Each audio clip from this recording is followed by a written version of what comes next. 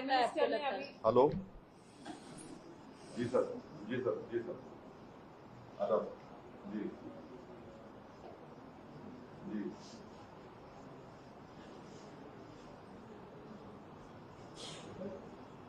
नहीं आ रहा हूँ सर आ रहा हूँ जी भी जब मैं आपसे बात कर रहा था तो होम मिनिस्टर ऑफिस से होम मिनिस्टर मेरे से बात किए और बोले कहाँ हैं आप, तो बोला सर हैदराबाद में हो। तो बोले देर होगी मगर आप आइए।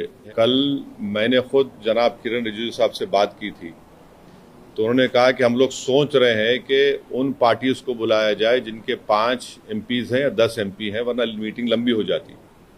तो बोला हम छोटे पार्टीज को बुला लीजिए, तो वो मजाक करे, अरे तुम्हारी आवाज़ तो बड़ी ऊंची है।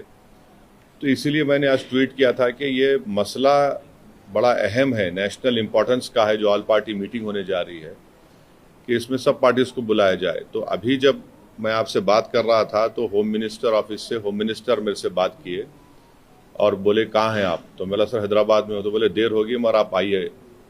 तो अभी अगर टिकट मिलेगा, इंशाल्लाह मैं बोला हूँ, जो भी टिकट मिलेगा पहुँचेंगे और उसमें शिरकत करेंगे और अपनी बात को रखेंगे।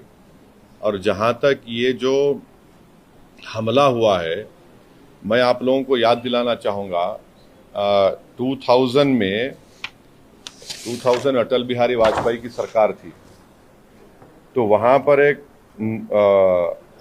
यात्रियों को मारा गया था, नुलवाल कैंप बोलते थे, उसी के नीचे 30 लोग मारे गए, यात्री मारे थे जब वाजपेयी वजीर आजम थे। तो उसके बाद एक लेफ्टिनेंट जनरल क्या है JH मुखर्जी साहब की कमेटी बनाई गई थी, वो रिपोर्ट अब तक नहीं आई। तो ये ऐसा नहीं है कि इन्होंने इस जगह का पहले इंतखाब किया। दूसरी बात यह कि जिस जगह पर इतने टूरिस्ट हैं वहां पर एक पुलिस वाला नहीं है, एक CRPF का कैंप नहीं है, कोई सिक्योरिटी के लोग नहीं है। तीसरा यह है कि जो वहां पर जो क्विक रिएक्शन टीम थी, CRPF के 2 यूनिट है, जो उनको ऊपर जाने में 1.25 घंटा लगा, और इन कमीनों हरामजादों ने जो हरकत की वहां पर नाम पूछकर गोली मारे, समुदाय पूछकर मारे। तो ये इसकी अकाउंटेबिलिटी तो होनी चाहिए। और यकीनन ये दहशतगर्द हमारे पड़ोसी मुल्क पाकिस्तान से आए, पाकिस्तान के ISI, पाकिस्तान के जो उनका इस्टेब्लिशमेंट है, उनकी पूरी तायीद और पूरी सपोर्ट उनको हासिल है। चौथी बात यह है कि ये बॉर्डर कैसा क्रॉस करके आए, कौन जिम्मेदार है इसका? अगर वो पहलगाम तक आ गए तो श्रीनगर तक भी पहुंच सकते। कितनी दूर है श्रीनगर वहां पे लोगों के लिए? तो ये यकीनन अकाउंटेबिलिटी फिक्स होनी चाहिए, और इन जालिमों से, इन कमीनों से, जिन्होंने जिन 26 लोगों की जानें ली हैं, उनसे इंसाफ उसी वक्त होगा जब अकाउंटेबिलिटी भी फिक्स होगी और इन लोगों को कैफर किरदार तक पहुंचाएंगे, इन दहशतगर्दों को।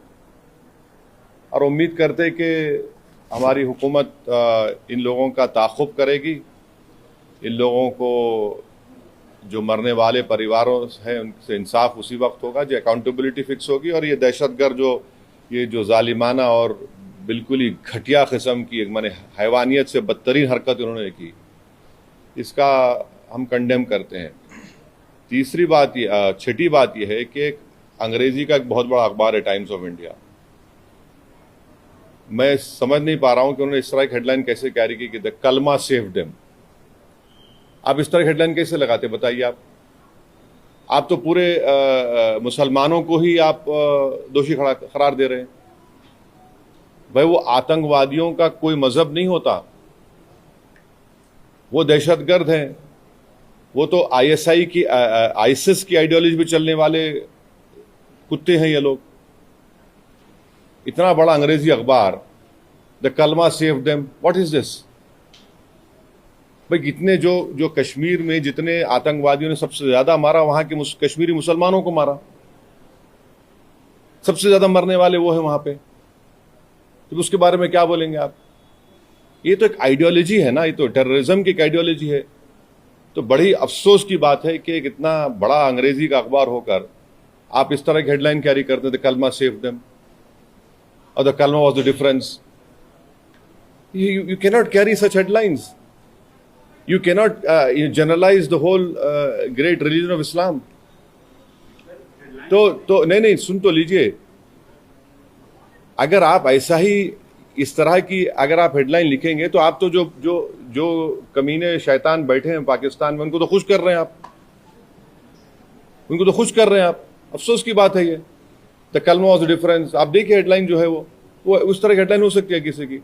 और आखिरी बात यह है कि कल शाम में 6:30 बजे तेलंगाना के चीफ मिनिस्टर एक all party candle light march necklace क्या है वो पीपुल्स प्लाजा के पास करने वाले हैं। मैं हैदराबाद की आवाम से, तेलंगाना की आवाम से अपील कर रहा हूं कि आप हजारों की तादाद में उसमें कल शिरकत करिए। हमको एक होकर इस अपने मजहब पे चलते हुए उसके बावजूद भी हम इस बात का ख्याल रखें कि ये हमारे देश का मसला है, मुल्क का, वतन अजीज़ का मसला है। हम तमाम को वहाँ पर जमा होना है। चीफ मिनिस्टर खुद उसकी लीड करेंगे। हमारी पार्टी भी, हमारे पार्टी के एमएलएज भी, जितने हमारे मेंबर्स हैं, बल्कि जितने जो टेररिज्म के ख़िलाफ़ हैं और जो इस मुल्क से मोहब्बत करने वाले हैं, मैं उनसे उम्मीद करता हूँ कि वो हज़ारों नहीं लाखों की तादाद में वहाँ पर जमा हो। और हमारा वहाँ पर जमा होना ना सिर्फ हम खराज अक़ीदत पेश करेंगे उन मरने वाले ख़ानदानों को, बल्कि हम उन लोगों को भी पैगाम देंगे जो दहशतगर्दी के ज़रिए इस मुल्क में हिंदुओं और मुसलमानों में नफ़रत की दीवारों को और इजाफ़ा करना चाहते हैं। तो टेररिज्म के ख़िलाफ़, भाईचारगी के ख़िलाफ़ और कश्मीर के कश्मीरियों के लिए भी हमको ठहर कर बोलना है। आप किसी एक इलाके के, कश्मीर हमारा अटूट हिस्सा है और हमेशा रहेगा, तो कश्मीर की ज़मीन पर बसने वाले लोग भी हमारे अटूट हैं, इनको भी हमको कॉन्फिडेंस देना है। अब आपका कोई सवाल है तो बोलिए, मुझे जल्दी जाना है एयरपोर्ट। एक सेगमेंट है, आप सिर्फ हेडलाइन की, अखबार के हेडलाइन की बात कर रहे हैं, लेकिन एक सेगमेंट है जिसको एक मौका मिला है या सोशल मीडिया पे हिंदू मुस्लिम बहुत ज्यादा किया जा रहा है, उसके लिए आपका क्या मैसेज?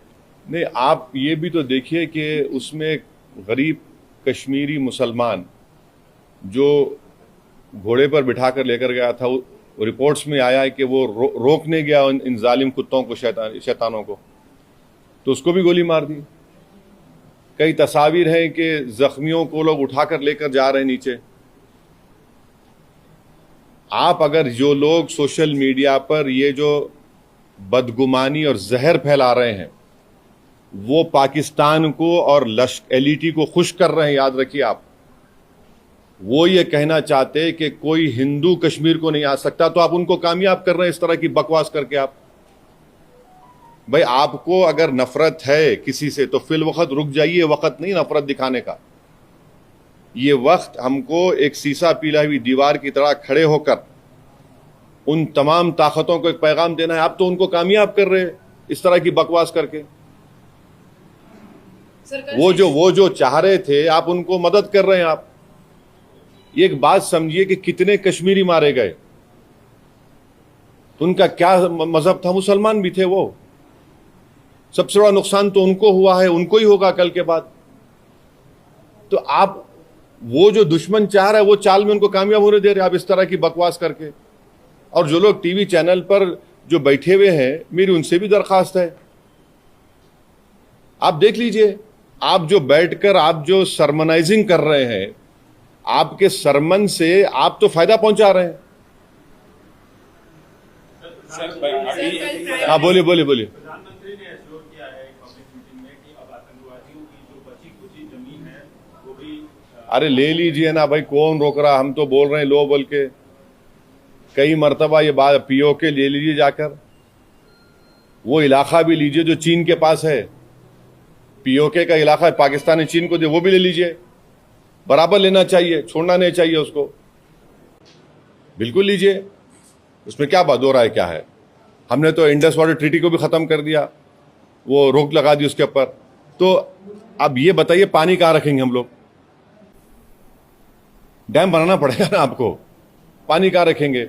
दूसरी बात यह है कि झेलम चिनाब का मामला है, तो बागलियार हमने बनाया। अब ये जो चिनाब का मामला पूरा पहाड़ी इलाका है, समझे आप, पहाड़ी इलाका है। और जो जहलम का इलाका है तो आपको फिर लैंड एक्विजिशन करना पड़ेगा पानी के लिए, करिए आप, बहुत अच्छा है। जो आप कर सकते करिए, मगर अकाउंटेबिलिटी फिक्स करिए। इस बात को याद रखिए कि हमने सर्जिकल स्ट्राइक भी किया, बालाकोट भी किया हमने, और 2000 में अटल बिहारी वाजपेयी के जमाने में नुलवाल कैंप में 30 यात्रियों की यही पहलगाम में मौत हुई थी। किसके ऊपर अकाउंटेबिलिटी फिक्स होगी? आखिर ये लोग कैसे आए? अगर पहलगाम तो आ गए तो श्रीनगर भी जा सकते हैं लोग। तो ये अकाउंटेबिलिटी फिक्स होना जरूरी है, डिटरेंस पॉलिसी हमारी देखना जरूरी है, और ये जो हरकत किए ये कुत्ते, इनको सजा मिलना जरूरी है। और असल इनसे ऊपर जो शयातीन बैठे हुए हैं, जो हमेशा नहीं चाहते कि ना भारत में ना कश्मीर में अमन रहे, इनको जड़ पेड़ से इनको सबक सिखाने की जरूरत है। ये सिर्फ मेयर रेटरिक नहीं होना चाहिए, बल्कि ग्राउंड पर उम्मीद करते कि एक्शन होना। और मैं ऑन रिकॉर्ड कह रहा हूं कि होम मिनिस्टर जो जाकर मिले विक्टिम फैमिली से, अच्छा किए। वो आसान काम नहीं था मगर अच्छा किए। मगर उन विक्टिम्स को ये नहीं है कि हम भूल जाएं थोड़े दिन के बाद। उन मरने वालों के परिवार के आंसू रायगा नहीं जाने चाहिए। और कई ऐसे वीडियोस है कि जो लोग जिनको पनाह दिए, कश्मीरी मुसलमान पनाह दिए उनको, वो भी तो देखिए आप। सर ये जो मेजर्स लिए, ये जो मेजर्स लिए एसयूएसी सार्क जो स्कीम में वीजास है उसको इमीडिएटली कैंसिल करना, रद्द करना, और 18 को बंद करना, और आप जैसा बोले झेलम, चेनाब, ब्यास, ये नदियों को कैसे रोक पाएंगे? मतलब डैम तो बनाएंगे। नहीं ठीक है, देखिए वर्ल्ड बैंक इसका वो इंश्योर करता, तो आप करिए ना। हमको इतना से पानी कहाँ रखेंगे वो भी तो देख लीजिए। क्योंकि जो Chenab area is a mountainous area, and ये नदी जो जाती चेनाब की, वो माउंटेन से जाती। जहलम का जो है वो जमीन पर जाती, तो आपको डैम तो बनाना पड़ेगा। इंडस का जो है वो उधर अलग एरिया, वो तो अलग छोटा सा एकदम। वो नहीं सर, ये कैसा दिखती है मेजर्स को? ये काफी है पाकिस्तान की जो दहशतगर्दी है। एक बात सुनिए, मैं प्राइम मिनिस्टर से एक सवाल ये कर रहा हूं कि जनवरी 2025 तक पहलगाम में उस मुकाम पर 2 सीआरपीएफ की यूनिट थी, अब क्यों नहीं है? क्यों हटाया गया उनको? पूछ लीजिए, सही है तो सही है बोलिए, गलत है तो गलत बोल दीजिए। जो बेसान मीडोज है,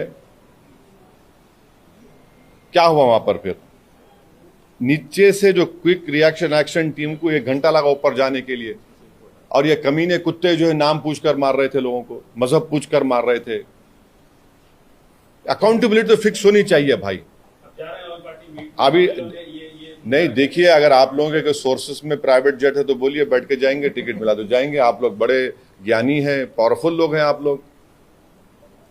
जी बदला कैसे होगा? क्योंकि लोग आज, आम जनता जो है जो सड़कों पर उतर रही है, कैंडल मार्च कर रही है, विक्टिम्स जो है सब ये कह रहे हैं कि बदला इस बार तो लेना चाहिए, हर बार की तरफ से लेना चाहिए। एक बात सुनिए, पिछले साल जुलाई में रईसी एक जगह है वैष्णो देवी करीब, वहां पर भी 7 या 9 टूरिस्ट को मार दिए थे।